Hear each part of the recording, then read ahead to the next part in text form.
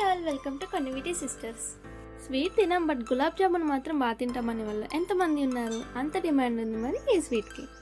ఈ ఫెస్టివల్స్కి గులాబ్ జామున్ ట్రై చేయండి. Quick and ఈజీగా అయిపోతుంది అండ్ టేస్ట్ మాత్రం టాప్ నాచ్ ఉంటుంది. లేట్ లేకుండా లెట్స్ సీ ద ప్రాసెస్. ఇక్కడ నేనైతే ఎంటీఆర్ గులాబ్ జామున్ మిక్స్ తీసుకున్నాను.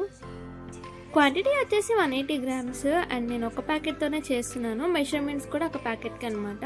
ఇప్పుడు గులాబ్ జామున్ మిక్స్ని ఒక బౌల్లోకి తీసుకోండి. అందులోకి 2 table spoon sugar powder add చేసుకోవాలి. అది కొంచెం మిక్స్ చేసిన తర్వాత ఒక కప్పు కాచి చల్లార్చిన పాలని కొంచెం కొంచెం యాడ్ చేసుకుంటూ చపాతీ పిండిలాగా సాఫ్ట్గా కలుపుకోవాలి.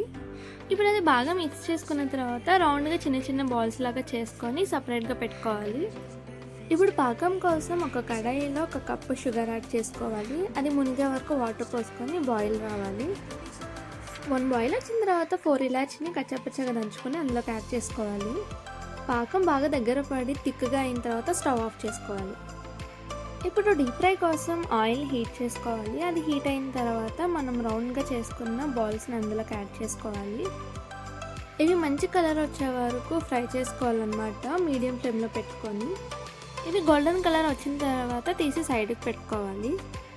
షుగర్ సిరప్ గోరువెచ్చగా ఉన్నప్పుడు మనం ఫ్రై చేసుకున్న గులాబ్ జామున్ యాడ్ చేసుకొని లిడ్ పెట్టి 1 అవర్ రెస్ట్ ఇవ్వాలి. అప్పుడు పాకం బాగా పీల్చుకుంటుంది.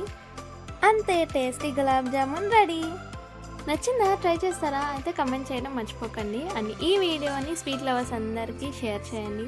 అండ్ మరిన్ని వీడియోస్ కోసం మన ఛానల్ని సబ్స్క్రైబ్ చేసుకోండి. Thanks for watching.